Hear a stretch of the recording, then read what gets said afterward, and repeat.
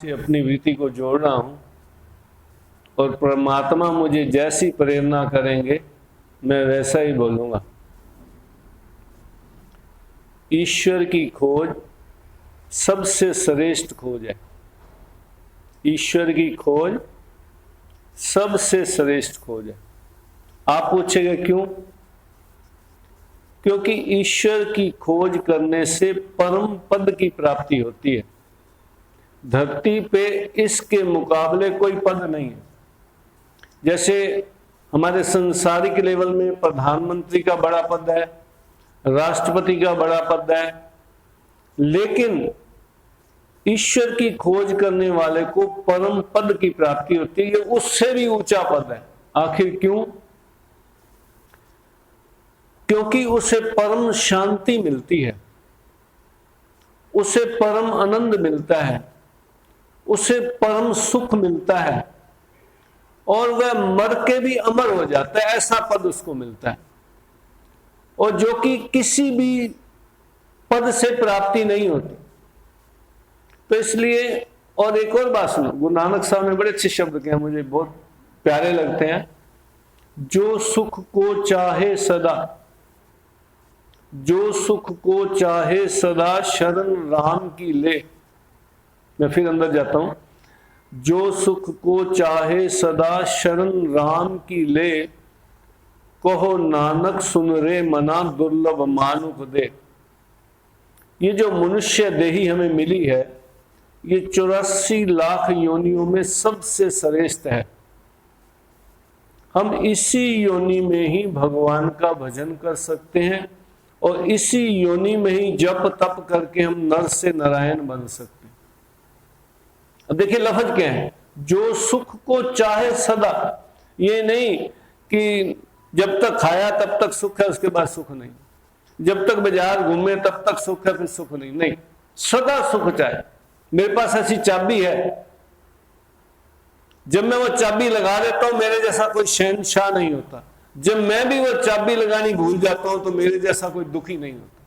सच बोलता। जो सुख को चाहे सदा शरण राम। और शरण राम की लेने का मतलब नहीं है फंसी आई तो गुरु जी को चले गए, नहीं तो गुरु जी अपने घरे थे, ऐसा नहीं।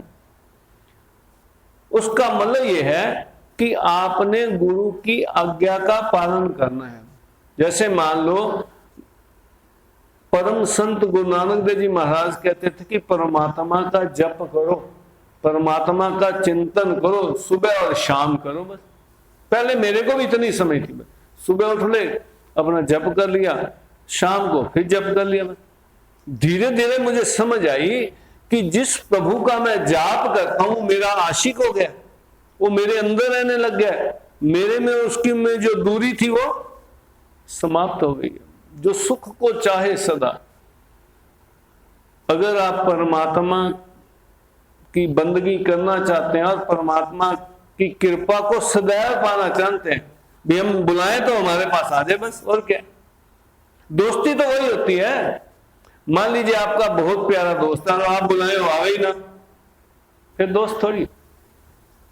परमात्मा के बारे में क्या, तुम्हें हो माता पिता, तुम्हें हो बंधु सखा, तुम्हें हो। वो हमारा सब कुछ है। हम जब उसको याद करें वो आ जाता है। वैसे तो हमारे अंदर ही तो रहता है।